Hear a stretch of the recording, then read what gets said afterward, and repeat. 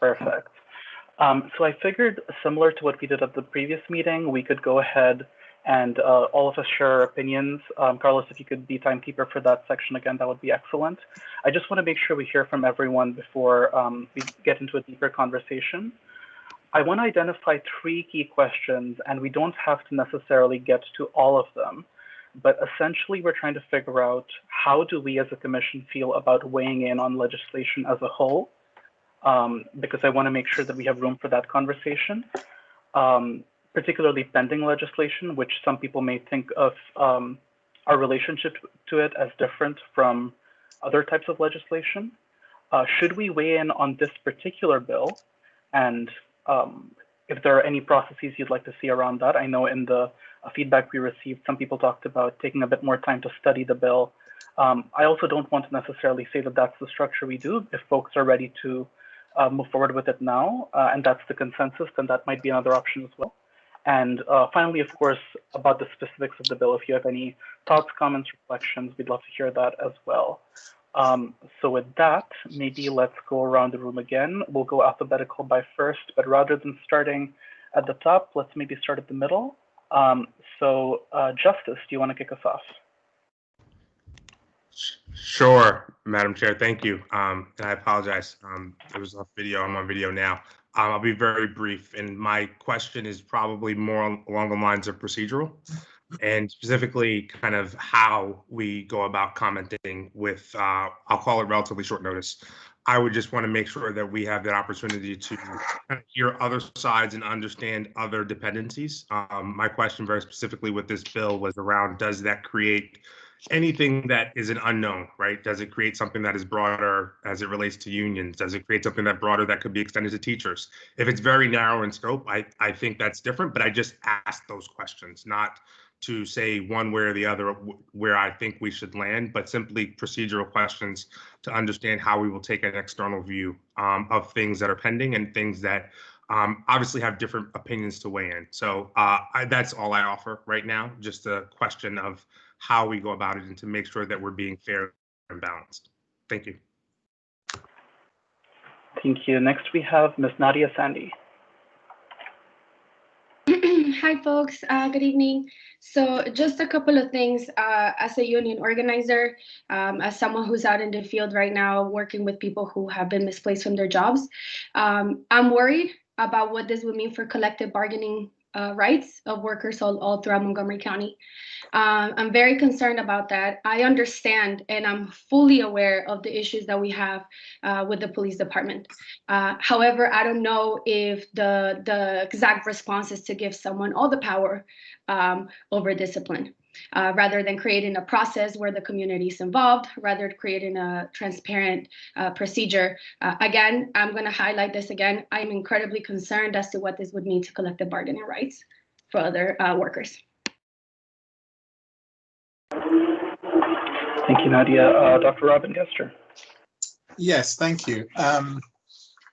I too am slightly concerned about collective bargaining. On the other hand, I thought Eric's letter was very powerful and persuasive, and we do know that, and I think he makes a really fair point that we're here to make change, and that simply allowing existing barriers to remain on procedural grounds, I don't think is going to be acceptable. So, and I took Nadia's point that maybe there are other ways to do this other than completely eviscerating all labor rights in this. I'm not at all in favor of that. So I think, I guess what I would say is I'm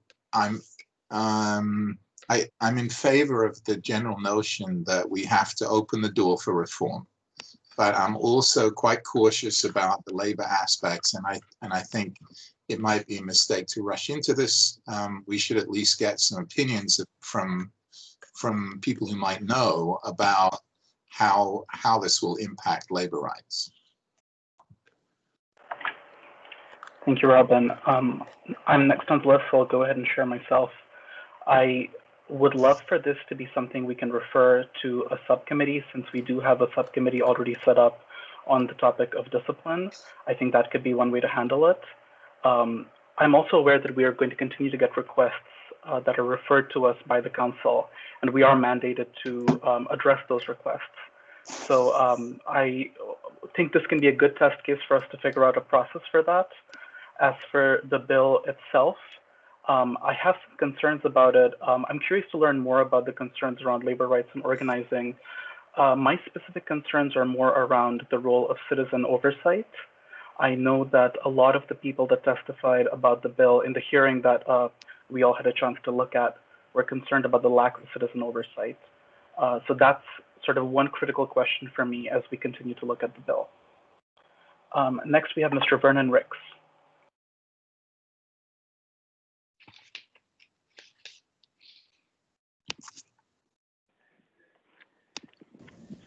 Can you hear me? Mr. Ricks, can you hear us? Hello? Can you hear me? Yes, we can now. Thank you. Okay. I think that we are ahead of ourselves and as this legislation will go, because this has to go through the legislature, and they have not come out with any changes yet on the law enforcement bill of rights. And so I think that we need to stand back, and I don't mean that by what Mr. Trump says, but that we need to get more information on this. It's a lot of concerns out there, both sides of the fence, both from the union and from management. And there's so many other things going on right now. The county executive is talking about things. The county council has something going. Individual council people have something going. And so it's right now, it looks like a washing machine of just everybody throwing up some stuff to see what'll stick. And so I think that at least after the legislature starts in January, and we get a chance to see what comes out there, and what comes out in January from the Reimagine, and we may have something to work with. Thank you. Thank you so much, Mr. Ricks. Next, we have Ms. Alicia Hudson.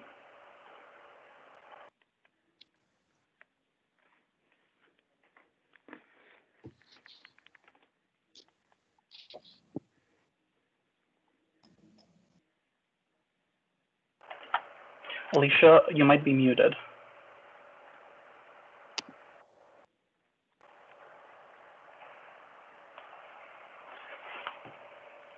Carlos, is Alicia on the meeting? I don't see her anymore. I do see a number, 301-589-2446. I don't know if that's Alicia or if that's someone else. If so, can you please? It's me. It's Cherie Branson. Okay. Hi, Ms. Branson. Hi.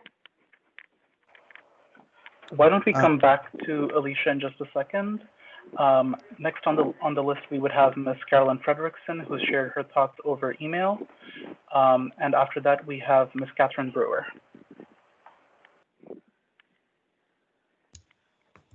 Okay, thank you. Can you guys hear me? Okay, sorry, my computer froze. I'm not great with these things, so I appreciate your patience. I think everybody knows as a union member where I stand with collective bargaining, so I'm not going to waste the membership time with that. One thing I think is important is I read Mr. Sterling's email pretty quickly, so I just think it's important to understand where some of the intent is behind it. That language that you pulled from the body-worn cameras was agreed upon language. That was not union language. That was agreed upon union and management language.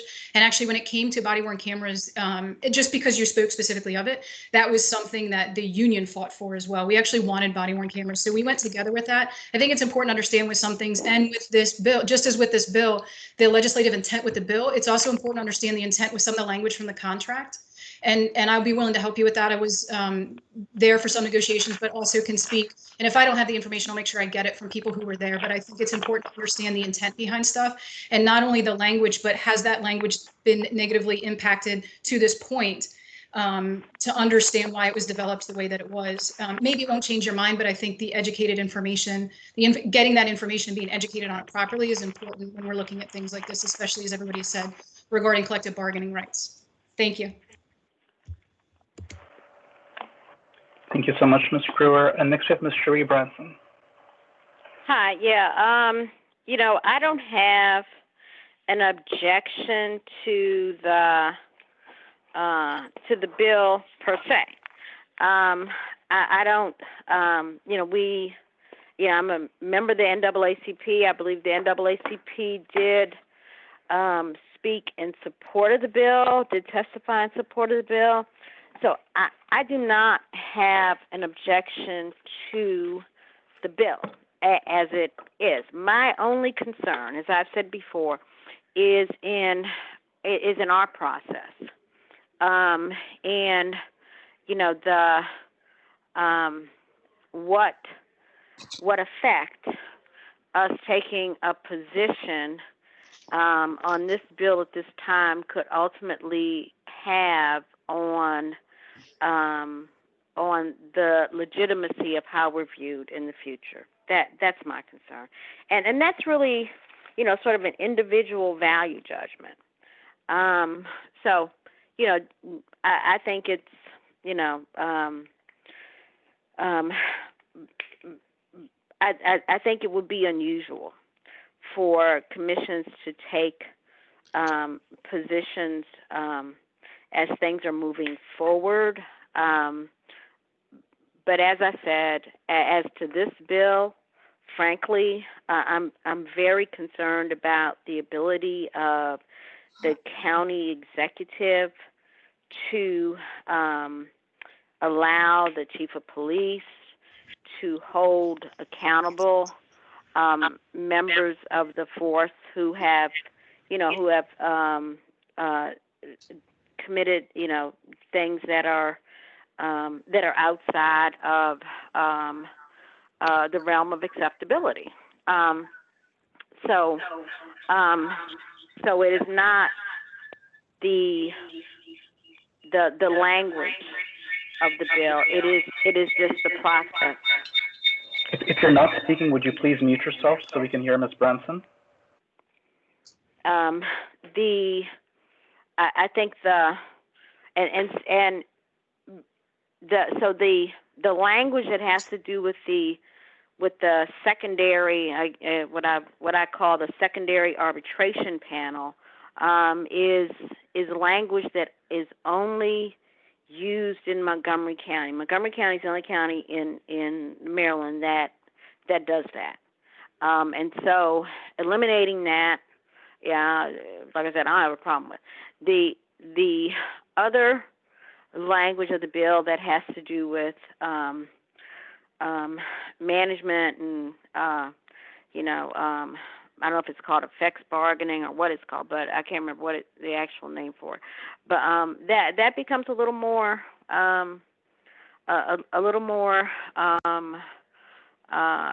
difficult. And I understand that there are really arguments on both sides.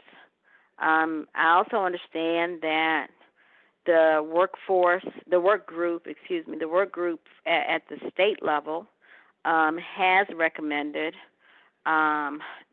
repeal of the Law Enforcement Officers' Bill of Rights. I understand there's a whole lot of things moving forward right now.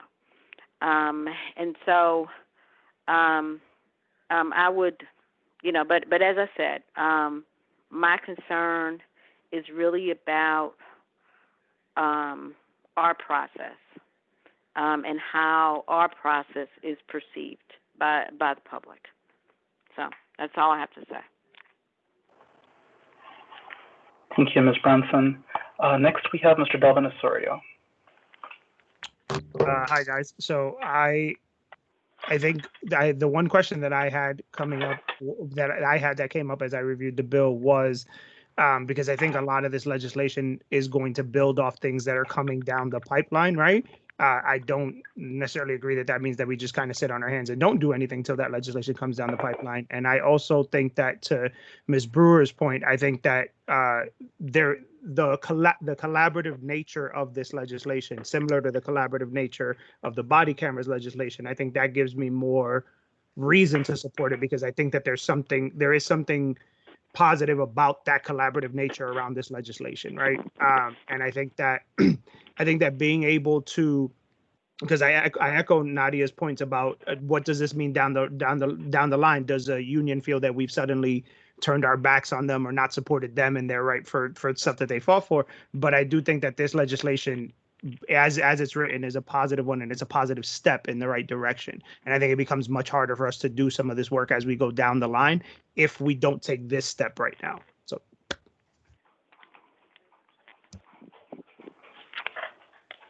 Thank you, Dalvin. Next, we have Mr. Dinesh Patel. Good evening, everybody. I think my main purpose, here tonight is really to answer any questions if anybody has of, how the process works now, given, and so I'm happy to do that to whatever degree that anybody wants to hear. I believe the executive and Chief Jones, expressed their views. I think from a view standpoint, I think I'll just kind of render this. I've never seen the amount of emphasis on discussions and action on police reform in my almost 27-year career. And I think there is a risk at having legislation created here that could end up being in conflict with what the state does. And ultimately, the state is, from everything that we've heard, is going to be taking a serious look at the LOBR. So that's my only caution. It's I don't think that, or I should say, I guess, being patient in the moment could have a better long-term result, which is, I think, what everybody wants as we look at how to, go about business better. The less confusion that there is for whether it's police management or it's the officer, on the road that's a union member, the cleaner that this whole thing is, and less confusion will, I think, result in better police service. And Chief Jones expresses his regret for not being here. He had another commitment, so I apologize for that. And if there are any procedural questions about how we do any of the hearing boards or investigations now, I'm happy to answer that. Thank you, Mr. Patel. We appreciate you offering yourself as a resource, and same for Ms. Brewer. Mr. Eric Sterling, you're next on the list.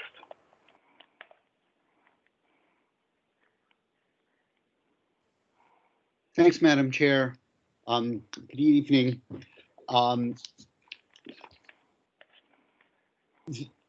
As I think that I share, sort of the concern that many have raised about process first. And it seems to me that it would be inappropriate for us tonight to say, yes, we're fully satisfied. We understand all of the implications here, and we're all going to sort of say pass this legislation. That wouldn't be good process, because we haven't had enough time to dig into it.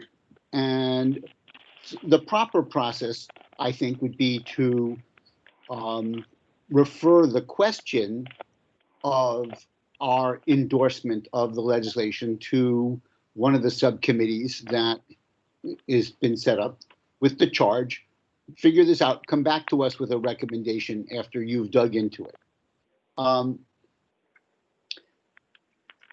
I think that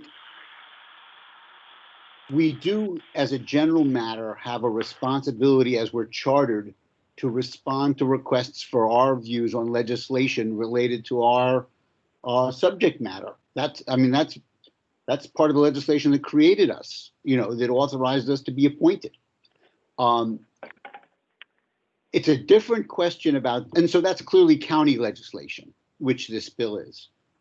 State legislation is a whole nother matter.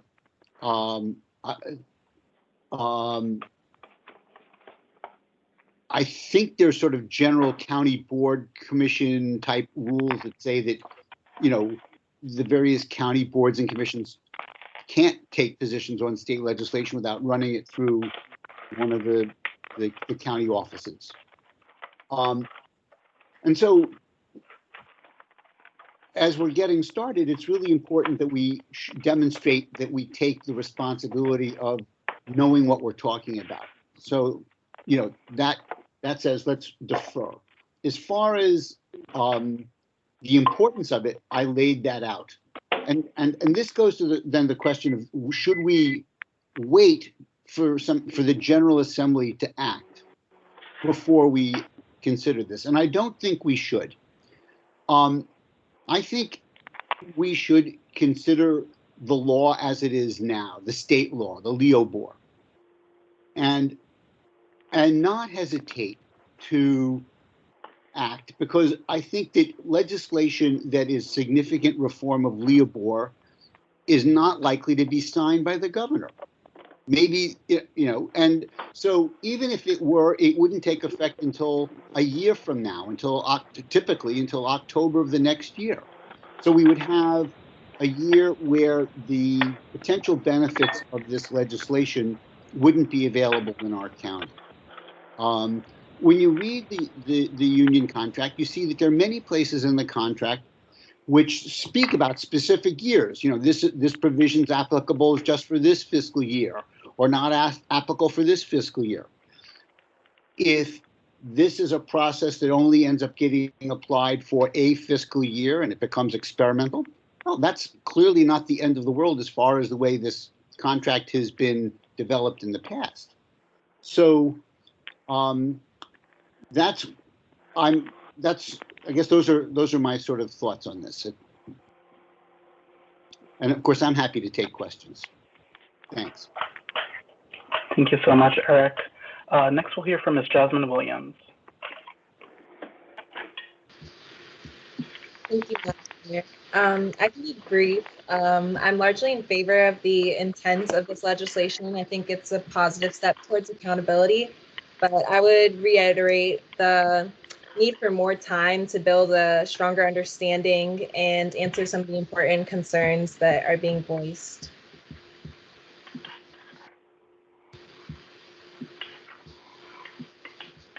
Perfect. Thank you, Jasmine. Next, we have Ms. Jen Lin.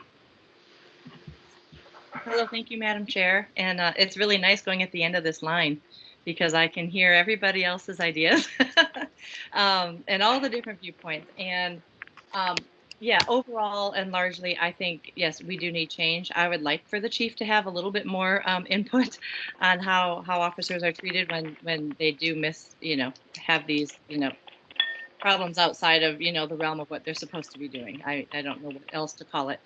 And I know we can't be hasty.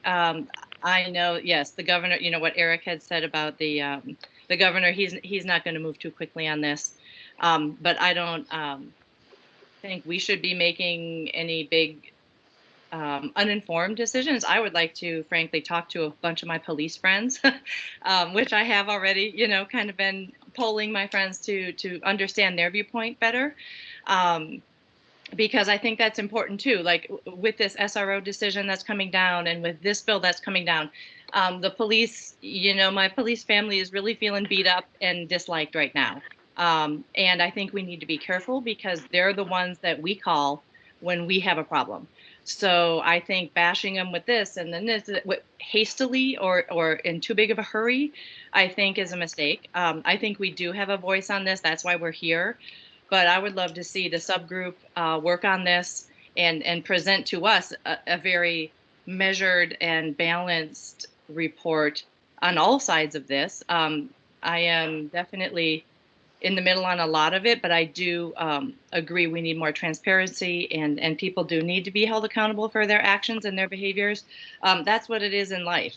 That's life, and that's the kind of how every other person operates.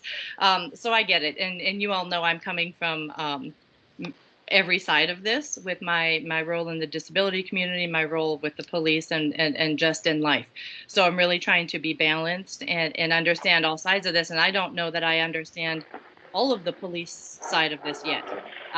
So I'm still learning, and I appreciate all of your answers. And I'm trying to weigh that with where you're all coming from too, and your positions personally. So yes, I guess overall, yes, let's not hurry. Let's hear all sides before we really make this, a decision, or speak our voice on this, because there's a lot of really, really big feelings going around in the Blue family right now too. So I think they need to be considered in this as well. Thank you so much, Jen. Next, we have Mr. Jerome Price. Thank you, Madam Chair. It's good to see you all. I'm sorry I missed the last meeting. I got some great news. I'm going to be a dad, so so I'm very excited. Thank you so much. So I'm kind of, and I'll be brief, I'm kind of in between here because I think this bill is really significant. It's very important. And as someone who's going to have, a Black son, right? And the realities of this bill and the implications of that and what it means, I think they're very important. And I think that I'm just glad we're having the conversation. However, I do understand the realities for labor rights, right? And unions. I'm a part of a union, right? And so I clearly get that. And I think that what we're doing right now is right, taking the time to just not rush it, but really have discourse that's needed to really spend time on making the change we want to see. I think this bill, sets a tone. It provides a framework that could influence our future work as a team, as a unit, and especially since the policing contract, I believe, is getting ready to expire. I think there's this openness there that we can certainly do some good with. Shabab mentioned the point of the subcommittee, and a few of you have echoed that. I think that's worth considering and not rushing. And so if we could do that, I think it'll be in our best interest for sure.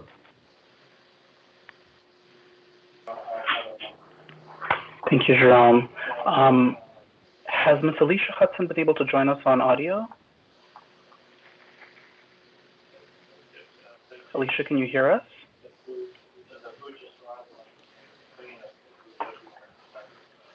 If you'd like to type in your comment on the chat, that also works. Yes. Sorry, I'm perfect. sorry. We can hear you now. I've got two mices, two mouse instruments.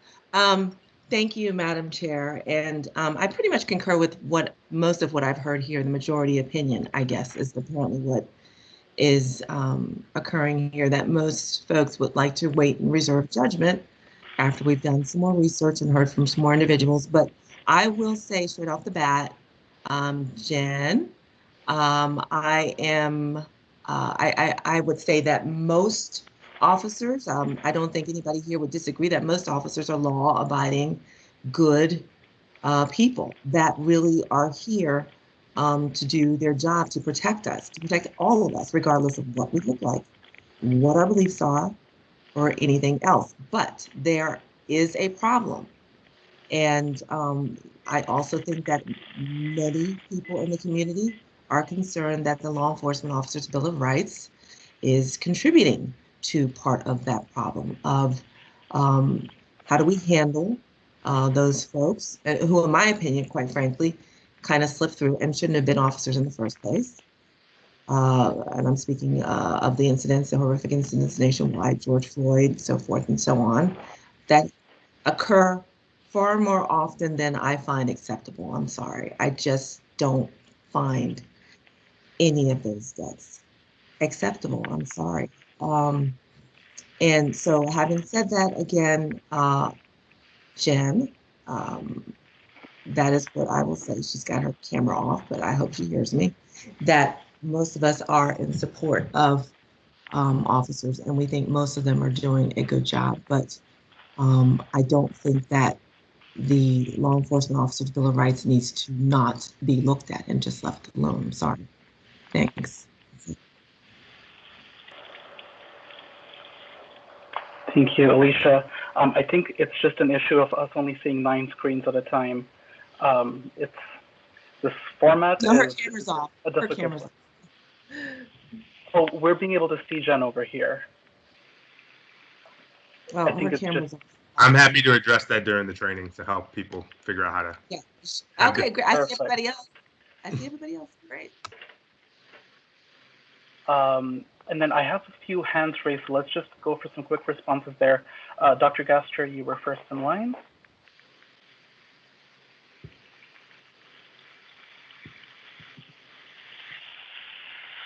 Robin, can you hear us? And if you'd please mute yourself if you're not speaking. Sorry, I just didn't. Can you hear me?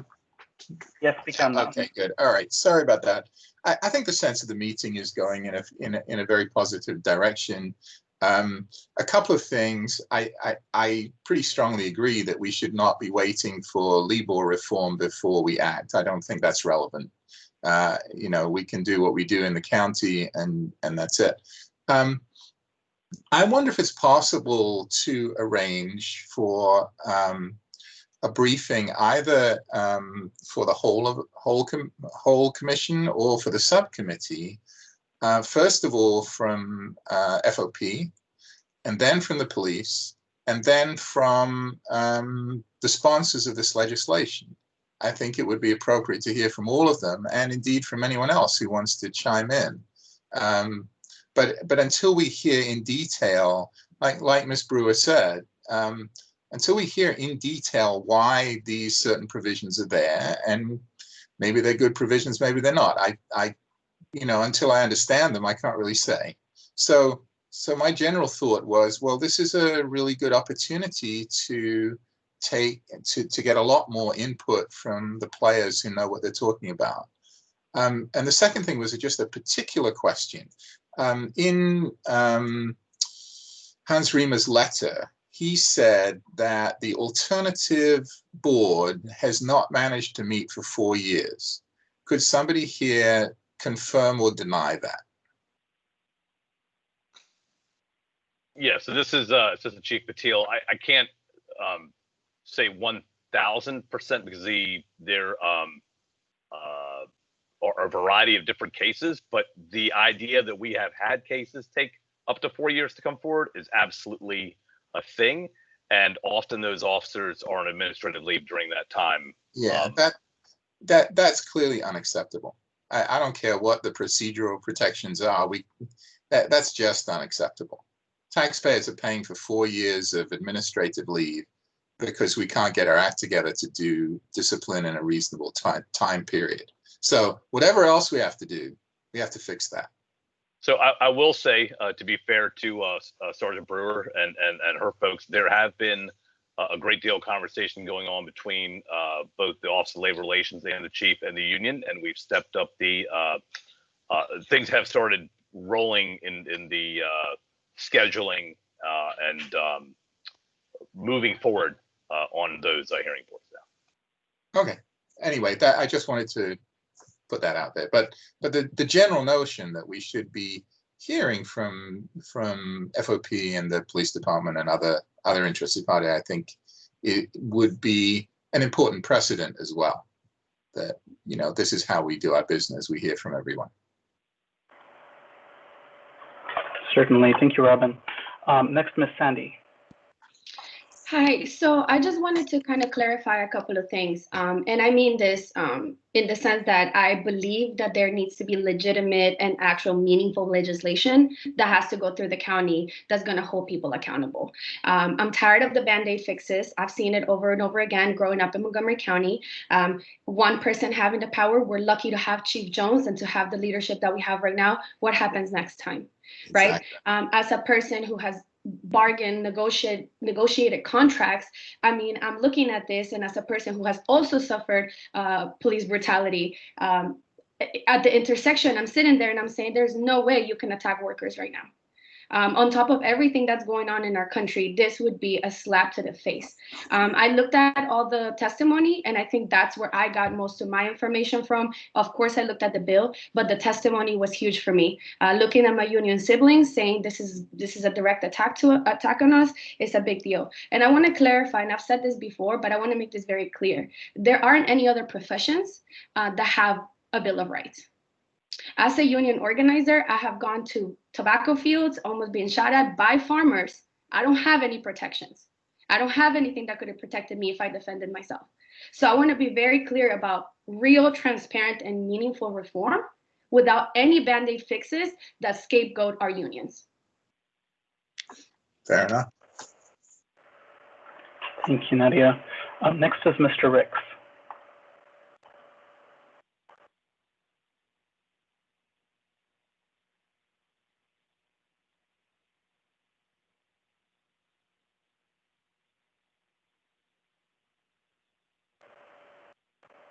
Mr. Ricks, can you hear us? You may be muted.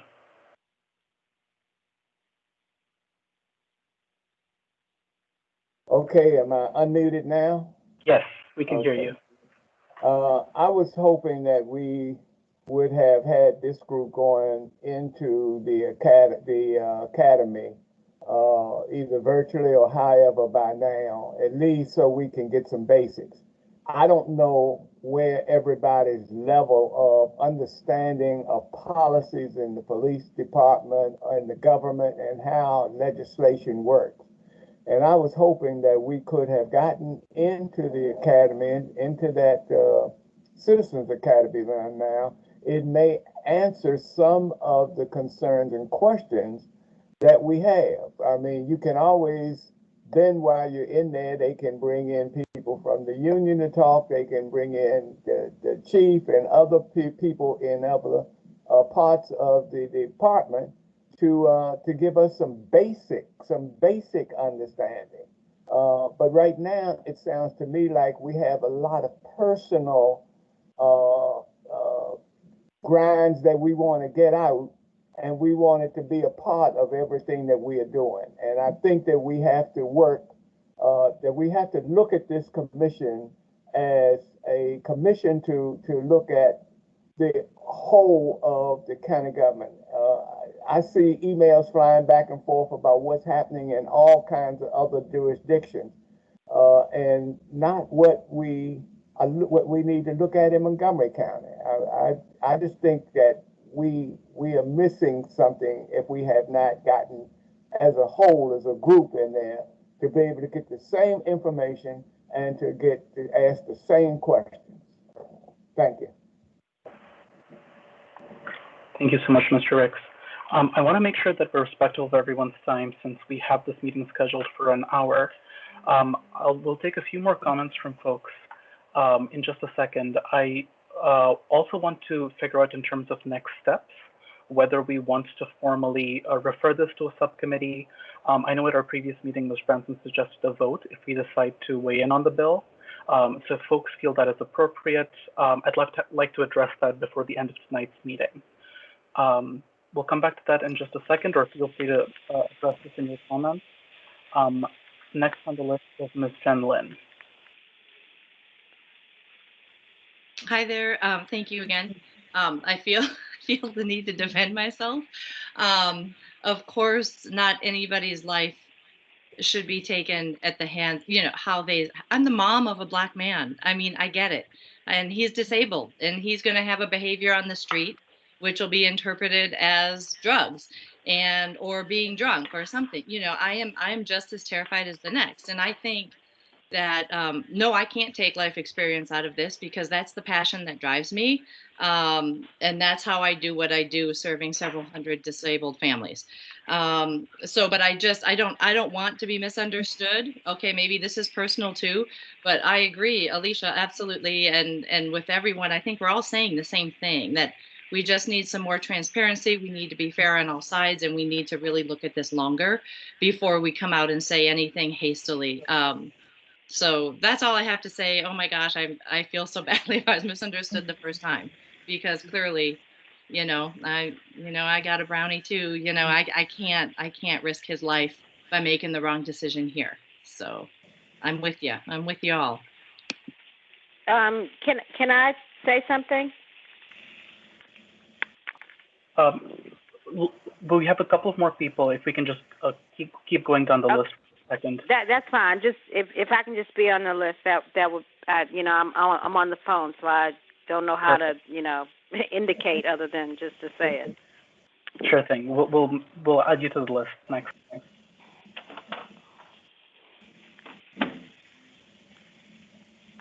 sorry, Ms. Brewer. I don't know if I got cut off.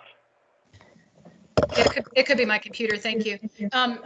I'll be quick. I know there's a lot of people. One, I just want to echo what Assistant Chief Patel said. There has been a lot of communication, but I just caution everybody without knowing, and there's a lot of people saying we need to know information, and I appreciate that. Without knowing the process, the assumption that the process is slow and delayed because of the union, I think is unfair. I'm more than willing, if it is, to admit that and have conversations about that. But I just ask that before there's a full understanding of the process, that there's no assumption as to who is at fault for the delay in the process. An alternate hearing board, just for clarification, we are not the only county in the state of Maryland that has an alternate hearing board in our unions. There's 3 other unions that have it as well. And the alternate hearing board simply is by definition who will be sitting on the board. So the traditional hearing board is 3 people selected by the chief, 1 of equal rank. The alternate hearing board is 3 people, 1 selected by the chief, 1 selected by the union, and a 3rd neutral arbiter. So I think there's some confusion about what the alternate hearing board is. I just want to make sure people understand that. The process to get to a hearing board might not necessarily change with this legislative bill. And I just ask that people understand that, and we can discuss that more in a process or potentially a subcommittee. Thank you. Thank you so much, Ms. Brewer. Next, Mr. Sterling.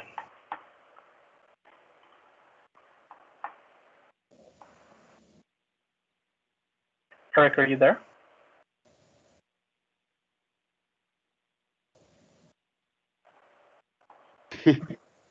I am here.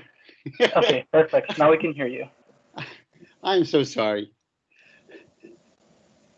I move that the commission endorse the bill and that this resolution be referred to the Subcommittee on Hiring and Discipline to be considered for 2 months, and that the subcommittee report back with a recommendation after it's had an opportunity to do appropriate fact gathering. Eric, I didn't understand that. You seem to be saying that at the same time we're supposed to endorse the bill. And the motion, I'm making a motion, I'm asking the motion to be referred. I'm doing 2 things simultaneously. So in other words, what will be in front of the subcommittee would be a motion to endorse the bill. So the subcommittee could say, we approve that motion, we reject that motion. But I mean, I'm trying to create a course of action other than simply say, just go study something. I see. Okay, that makes sense. Is there a second? Okay, so what we're saying is, I'm sorry for speaking. Can you hear me? Sure thing. You can. What we're saying, Eric, I guess, is that the subcommittee will be making the determination within a couple of months after our intensive research and study, and then submitting our recommendation to the commission for us to then vote as a commission altogether as to whether we're going to endorse the bill. Okay. Yep. Seconded.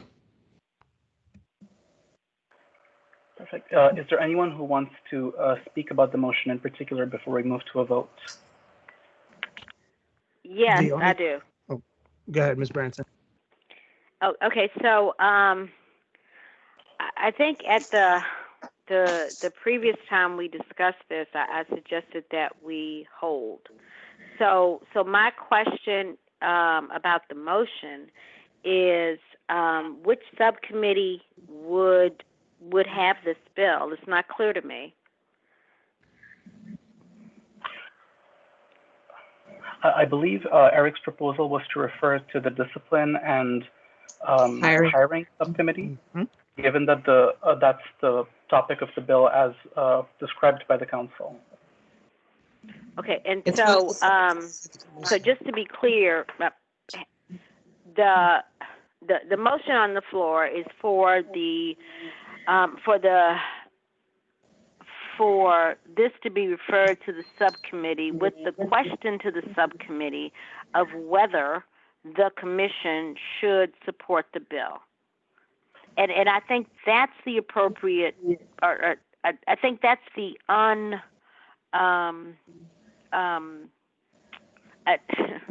how do I put this? I think that's the question that should be asked of the subcommittee. Yeah. As opposed to the way the motion was phrased. I don't have a problem with the motion. I am seeking clarification because it sounds as if the motion is sort of predetermined for a yes answer. And so I would prefer it to be rephrased so that the question is open. That's what we stated. Certainly. I thought that's what we stated. I'm only speaking because I'm on the hiring and discipline subcommittee. And I think that, and Eric was shaking his head, yes, so that is what we stated, that we were going to do our research and study over the next couple of months and then come back to the commission for the commission to then, in its totality, as a commission, for the commission to speak on whether to endorse the bill. Yes, so let's make sure the record states that the commission as a whole is not approving or endorsing at this time, but the question of whether or not to endorse is what is being referred to the subcommittee. So Carlos, if we can make sure that the minutes accurately reflect that. And thank you if so much, Ms. Benson. Yes, and, Dalvin, yeah, please. and if I may, Madam Chair, I think that process should be our governing process going forward when it comes to bills. Is if we're asked to speak on a bill, right, then have it referred to the appropriate subcommittee, because then what that'll allow us to do, and this is to your point, Ms. Brewer, which I think was a good one, is say we had a question about the process, right? Say discipline and hiring had a question, they can email you and ask you, hey, these are a couple of questions that we had. Could you answer them for us? And then I think that makes it easier for the subcommittee to do their work. And then the only thing that I would add, because Alicia, I think you raised a really good point. I just wanted some clarification for my own notes about, you said in a couple months, are we creating a blanket time frame for subcommittees to return comments on bills of 30 days, 45 days? Would that be easier? I think Eric appropriately stated 2 months, because this is not a small. Right. Okay. So we'll say 60 days, right? Just so that way that'll be part of our process, 60 days to return. Okay. Yeah, we'll start. Thank you, Alicia. For sure. I would propose that rather than any specific time, maybe let's say we'll hear back at our either our December meeting or a January meeting, just so it's tied to one of the full meetings of the commission. Yeah. Eric, did you have a sense of whether it would make more sense to hear at the December meeting or the January meeting? It probably makes sense to target it for the January meeting in terms of the fact finding that we probably want to do, and finding a time when all of us can meet. Carolyn's not on the call. She's a member of that subcommittee. I think if we aim for the January meeting, I mean, I don't want to speak for everybody, but that's at least a good target for us to try to reach. I wanted, Madam Chair, to ask unanimous consent to modify my motion to strike out the language of that we're endorsing the bill, to make it clear that the process is a referral to the subcommittee for the purpose of bringing back a recommendation. Certainly, thank you. I believe that was the motion that we're going to be voting on. We'll go ahead and amend it such. Did anyone else want to comment on the specific motion before we move to a vote? Can I say something? Can I ask something? Okay, please, so we will take the vote on the motion. And my next question is, how will, since we were asked by the council, by the council president, how will, I think we should also include in the motion that that the commission will inform the council president of the decision and the rationale for the decision. I think that all kind of flows together. Ms. Benson, to clarify, once we made a decision on the bill, or the fact that we're engaging in this process? I think I think the motion should be, or maybe, yeah, I think the motion should be, you know, the question as posed, and that we will communicate to the council president the vote on the motion as posed, and sort of leave it at that, quite frankly. Because they asked us a question, right? And they deserve an answer. And it's, you can do it together, or we can do the motion separately. That's your call. I just think it's a little easier if we just do it together. Certainly. Let's go ahead and vote on this motion, and we can be sure that as we prepare the documentation following up to this meeting, that we will communicate back to Council President Katz and let him know that this is how we're proceeding. That's fine.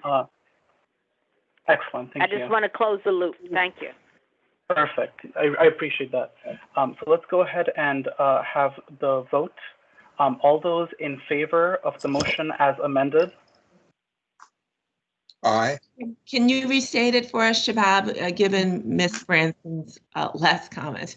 Just restate the whole thing for everyone to hear. I don't have the exact language in front of me, but we're making a motion to refer the question of Bill 3420 to the Subcommittee on Hiring and Discipline for them to make a recommendation by our January meeting about whether or not the Commission as a whole should or not endorse the bill. And to clarify, at that point, it'll be referred back to the Commission as a whole, and at our January meeting, we'll have a chance to discuss it all before and taking any further steps. Yeah, that I'll vote on. Yeah. Perfect. So all those in favor? Aye. Aye. Aye. Aye. Aye. Aye. All opposed? Aye. Any abstentions? Madam Chair, and can I make one last? Just one quick second. So the motion has passed. Carlos, can you clarify that? Yes, so it has passed. If I can do my math, let's see. 11-1.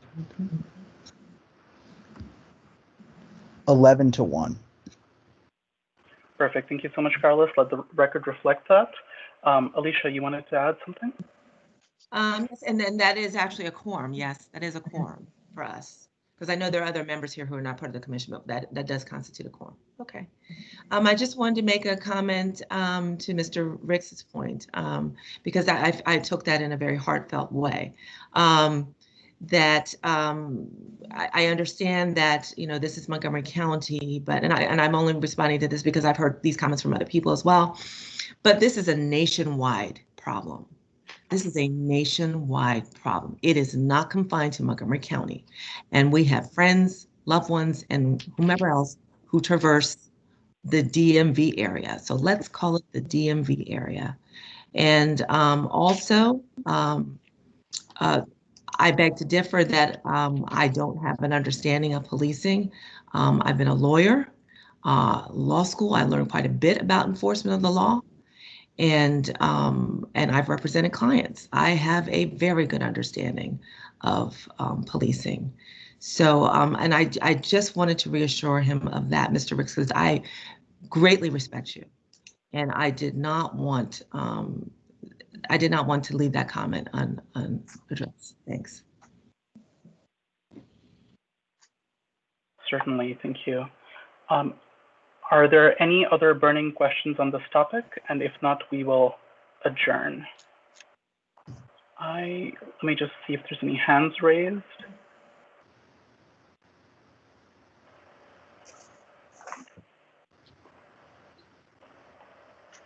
I am having a difficulty with this right now. Is there, oh, sorry, Ms. Brewer, I think I see your hand raised. No. Oh, okay, excellent. Well, in that case, is there a motion to adjourn? Yes, motion to adjourn. Second. Excellent. Thank you all so much for taking time this evening, and we'll follow up with next steps over email. Have a good evening. Thank you. Thank you. Thank you. Thank you, Madam Good Chair. night. Thank you. Good meeting, guys. Thank you.